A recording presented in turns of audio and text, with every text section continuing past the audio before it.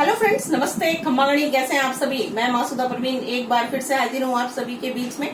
और हम पढ़ रहे थे राजस्थान हिस्ट्री में प्राचीन सभ्यताओं के बारे में। उसी के अंतर्गत आज हम पढ़ेंगे आहट सिविलाइजेशन के बारे में। तो आइए शुरुआत करते हैं सबसे पहले इसकी लोकेशन से। आहट सभ्यता राजस्थान की प्राचीन सभ्यताओं में प्रमुख सभ्यताओं के अंतर्गत गिनी जाती है। यह सभ्यता राजस्थान में कहाँ पर स्थित है? उदयपुर से लगभग, एग्जैक्ट नहीं कह सकते, लगभग 2-3 मील की दूरी पर आपके सभ्यता के अवशेष मिले हैं। वह सभ्यता कौन सी सभ्यता है? आहट सभ्यता है। आहट सभ्यता इसे इसलिए कहा गया क्योंकि यहाँ पर एक नदी बहा करती थी जिसका नाम है आयड़। आयड़ नदी के किनारे ये सभ्यता विकसित हुई, इसलिए इसका नाम क्या है? आहट सभ्यता। अगर प्राचीन शिलालेखों की बात की जाए तो प्राचीन जो भी शिलालेख मिले हैं, प्राचीन शिलालेखों में शिलालेख जो हैं उसमें आहड़ का नाम मिलता है आपके ताम्रवती। ताम्रवती नाम से किस स्थल को जाना गया है? आहड़ को जाना गया है। फिर 10वीं-11वीं सदी की बात की जाती है तो 10वीं-11वीं सदी में इसका नाम था आघटपुर। आघटपुर या आघट दुर्ग। सबसे पहली बात जो आप ध्यान रखिएगा कि उदयपुर तो बहुत बाद में बसा है। उदयपुर की स्थापना कब होती है? 1559 ईस्वी में राणा उदय सिंह के द्वारा उदयपुर की स्थापना की गई, जो कि महाराणा प्रताप के कौन थे? पिताजी थे। उन्होंने किसकी स्थापना की थी? उदयपुर शहर के। तो उससे पहले जो था ये क्षेत्र किस नाम से जाना जाता था? आघटपुर, आघट दुर्ग। और प्राचीन शिलालेखों में इसका नाम क्या मिलता है? ताम्रवती मिलता है। ताम्रयुगीन सभ्यता का स्थल होने के कारण इसे नाम दिया गया ताम्रवती नगरी। ताम्रवती नगरी के नाम से भी इस सभ्यता को जाना जाता है, आहट सभ्यता को जाना जाता है। इसके अतिरिक्त इसे मृतकों के टीले की सभ्यता भी कहा जाता है। मृतकों के टीले की सभ्यता यदि प्रश्न पूछ लिया जाए तो आप उत्तर लिखेंगे क्या? आहट सभ्यता। और एक इसका नाम है बनास संस्कृति। बनास संस्कृति इसलिए कहा जाता है क्योंकि बनास नदी के किनारे विकसित हुई है। अभी आप सोच रहे होंगे कि मैंने तो कहा कि आयड़ नदी के किनारे विकसित हुई इसलिए इसका नाम आहड़ पड़ा। तो देखिए, एक बार थोड़ा सा ध्यान से देखिएगा। बताया जाता है कि आहड़ जो है वो कौन सी नदी के किनारे है? आयड़ नदी के किनारे। तो एक नदी है जिसका नाम क्या है? आयड़। आयड़ नदी क्या करती है? एक झील है जिसका नाम है उदय सागर। उदय सागर झील में गिरती है और इसके बाद फिर आगे फिर बहने लगती है, तो इसका नाम क्या हो जाता है? बेड़च नदी। तो इससे पहले ये आयड़ है, उदय सागर में गिरने से पहले ये आयड़ है और बाद में इसका नाम क्या हो जाता है? बेड़च। और इधर एक और नदी बहती है जिसका नाम क्या है? बनास। तो 3 जो नदियां हैं इनमें सबसे बड़ी नदी कौन सी मानी गई है? बनास मानी गई है। तो बनास सबसे बड़ी थी या उसके किनारे अवस्थित होने के कारण इसे क्या नाम दिया गया है? बनास संस्कृति नाम दिया गया है। और किसके किनारे है? आयड़ नदी के किनारे है। तो ये है आहट सभ्यता के अन्य नाम। अब हम बात करेंगे इसकी खोज किसने की, इसका उत्खनन किसने करवाया, इन सभी के बारे में। तो देखिए, आहड़ जो है इसके बारे में सबसे पहले जानकारी और सबसे पहले जो है उत्खनन कार्य करवाया था, उनका नाम था अक्षय कीर्ति व्यास। 1953 में अक्षय कीर्ति व्यास नाम का एक व्यक्ति है। कई किताबों में के व्यास लिखा हुआ मिलेगा। अक्षय कीर्ति व्यास ने 1953 में इस स्थल की खोज की और उत्खनन कार्य करवाया। तत्पश्चात 1956 में, इसके बाद फर्स्ट पर्सन है अक्षय कीर्ति व्यास, सेकंड पर्सन 1956 में अगर हम पढ़ते हैं तो कौन थे? यहाँ पर नाम आता है RC अग्रवाल का। रतन चंद्र अग्रवाल ने उत्खनन कार्य करवाया। उसके पश्चात 1961 में पूना जो यूनिवर्सिटी है उसके प्रोफेसर थे धीरज लाल सांकलिया। धीरज लाल सांकलिया ने भी यहाँ पर क्या करवाया था? उत्खनन कार्य करवाया था। तो प्रथम व्यक्ति कौन है? अक्षय कीर्ति व्यास, जिन्होंने उत्खनन और जानकारी दी। Second person is RC Agarwal and third is Dheeraj Lal Sankalia. ये आपके जो है इस सभ्यता के खोजकर्ता, उत्खनन करता हैं। इसके बाद अब हम पढ़ेंगे आहट सभ्यता में जो खुदाई की गई, उस खुदाई के दौरान हमें क्या क्या वस्तुएं मिलती हैं। तो अगला टॉपिक है हमारा उत्खनन में प्राप्त सामग्री। उत्खनन में प्राप्त सामग्री की यदि बात की जाए तो यहाँ पर सबसे पहले जो आप देखते हैं, यहाँ पर मिलते हैं सामूहिक चूल्हे। क्या मिलता है? सामूहिक चूल्हा। एक जो घर है वहां पर क्या मिला है? 6-7 चूल्हे मिले हैं, और 6-7 चूल्हे मिले हैं तो लोगों ने ऐसा आइडिया लगाया कि ये कोई सार्वजनिक भोजनालय या सार्वजनिक भोजन की व्यवस्था की जगह रही होगी, या फिर यहाँ पर एक जॉइंट फैमिली रहा करती होगी। ये सभ्यता कैसी है? ये सभ्यता है ग्रामीण सभ्यता। किस प्रकार की सभ्यता है दोस्तों? ग्रामीण सभ्यता है। और ये नगरीय नहीं थी, कैसी है? ग्रामीण सभ्यता है। यहाँ पर आपको पूजा की थाली मिलेगी। पूजा की थाली देखने के लिए मिलती है।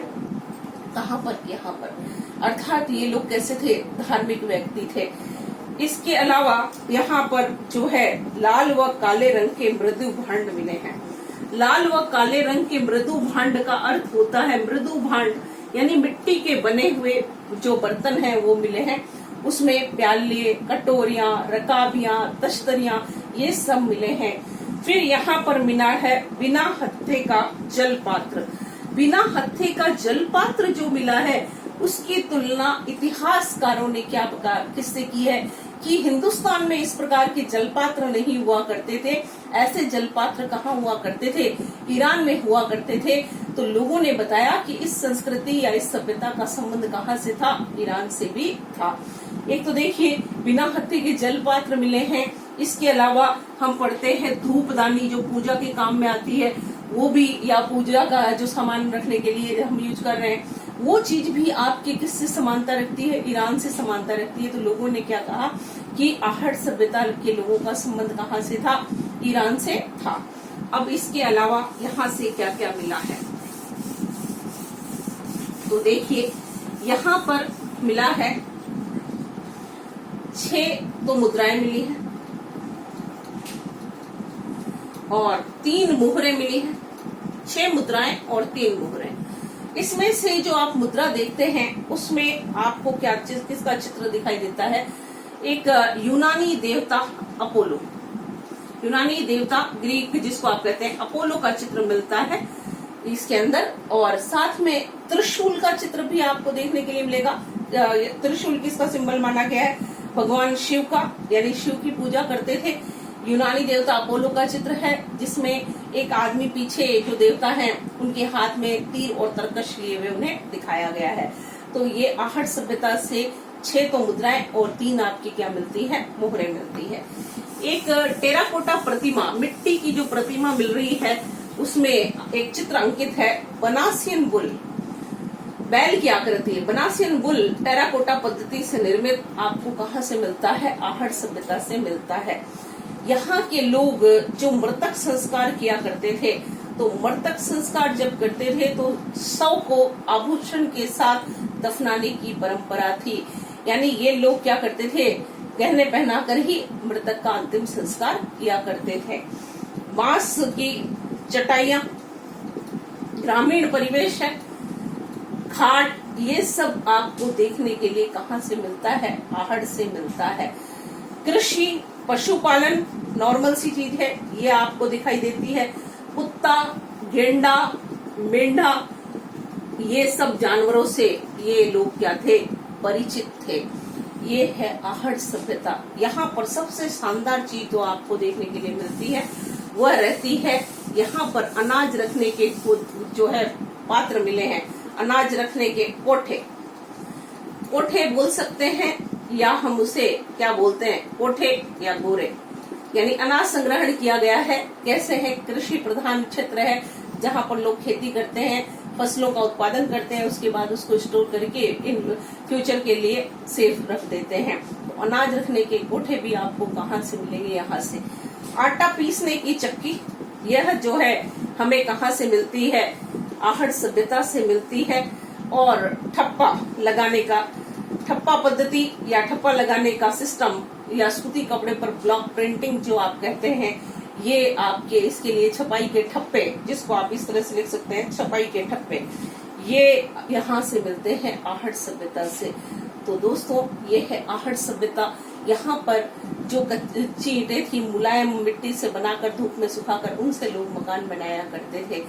ऐसा गोपीनाथ शर्मा जी ने लिखा कि इस सभ्यता के पतन का कारण या तो आयरन नदी में बाढ़ हो सकती है या कोई संक्रामक बीमारी, उसके कारण इस सभ्यता का क्या हो जाता है, पतन हो जाता है।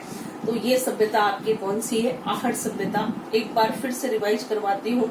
आहट सभ्यता कहाँ पर है? उदयपुर से 2-3 मील की दूरी पर स्थित है। इस सभ्यता के अन्य नाम जब हम पढ़ते हैं तो इसे बनास संस्कृति, आघटपुर, आघट दुर्ग, स्थानीय भाषा में लोग इसे धूलकोट कहते हैं, जबकि प्राचीन शिलालेखों में इसका नाम ताम्रवती है। ताम्रयुगीन सभ्यता होने के कारण इसे ताम्रवती नगरी भी कहा गया है। मृतकों के टीले की सभ्यता के नाम से भी हमने किसे संबोधित किया? आहट सभ्यता को संबोधित किया। आहट सभ्यता के बारे में सबसे पहले जानकारी 1953 में अक्षय कीर्ति व्यास जी ने हमें दी थी। तत्पश्चात उत्खनन का कार्य 1956 में आर.सी. अग्रवाल के द्वारा करवाया गया। देन 1961 में पूना विश्वविद्यालय के प्रोफेसर धीरज लाल सांकलिया के नेतृत्व में उत्खनन का कार्य किया गया। यहाँ यह सभ्यता आयरन नदी के किनारे विकसित हुई। आयरन नदी उदयपुर में उदय सागर जो लेक है वहाँ तक उसका नाम आयड़ है। उदय सागर झील में जब ये गिरती है और फिर आगे बढ़ती है तो इसका नाम बेड़ज हो जाता है। आगे जाकर एक नदी मिलती है बनास। तो बनास सबसे बड़ी नदी है, इसलिए हमने इसे बनास संस्कृति का नाम दिया। उदयपुर उस समय नहीं था। उदयपुर की स्थापना 1559 में की गई राणा उदय सिंह जी के द्वारा। और यहाँ पर उत्खनन में प्राप्त सामग्री की बात हम करते हैं तो ये सभ्यता एक ग्रामीण सभ्यता थी। यहाँ पर एक मकान में हमें 6-7 चूल्हे मिले हैं जो इस ओर संकेत कर रहे हैं कि ये सभ्यता कैसी है, जॉइंट फैमिली पे बेस्ड थी, ग्रामीण सभ्यता थी, सार्वजनिक भोजन बनाने की कोई व्यवस्था रही होगी, ऐसा हमें प्रतीत होता है। यहाँ पर बिना हत्थे का जलपात्र, धूपदानी, तश्तरियां, रकाबियां ईरानी शैली से समानता रखते हैं, इसलिए इतिहासकारों ने हमें ऐसा बताया कि इस सभ्यता का जो है संबंध किससे रहा? ईरान से रहा। यहाँ 6 आपकी मुद्राएं और 3 मोहरें मिली हैं जिस पर त्रिशूल का चित्र अंकित मिला। यूनानी देवता अपोलो का चित्र हमें अंकित मिला है और साथ ही साथ व्यक्ति जो है उसके हाथ में तीर और तरकश लिए हुए वो खड़ा है, ये देखने के लिए मिलेगा। टेराकोटा पद्धति यानी मिट्टी से बनी एक आकृति मिली है बनासियन बुल की। यहाँ के लोग कुत्ता, मेंढा, गेंडा इनसे परिचित थे। मिश्रित कृषि, पशुपालन और कृषि का साक्ष्य मिलता है। कृषि के पश्चात फसलों का स्टोर किया जाता था या अनाज का संग्रहण किया जाता था और अनाज संग्रहण के लिए जो है पात्र थे उन्हें हम गोरे या कोठे स्थानीय भाषा में कहते हैं। यहाँ पर जो है ग्रामीण संस्कृति के अवशेष हमें बांस की चटाइयां और खाट से देखने के लिए मिलते हैं। मृतकों को शव के साथ दफनाने की परंपरा थी और यहाँ पर ज्यादातर आभूषण मनकों से बने हुआ करते थे। डॉक्टर गोपीनाथ शर्मा जी का ये कहना है कि इस सभ्यता के पतन का कारण या तो आयरन नदी में बाढ़ आ गई होगी या कोई संक्रामक बीमारी या कोई अन्य कारण रहा होगा जिसके कारण इस सभ्यता का पतन हो गया। तो दोस्तों ये थी आहड़ सभ्यता। कल फिर मिलते हैं और नई सभ्यताओं के साथ। बहुत सारी सभ्यताएं बाकी हैं, बैराट है, गणेश्वर है, रैंड है, इन सभी के बारे में हम पढ़ेंगे नेक्स्ट क्लास में। तब तक आप अपनी स्टडी कंटिन्यू करते रहें। Best of luck. Thank you very much. See you tomorrow. Bye bye. Take care.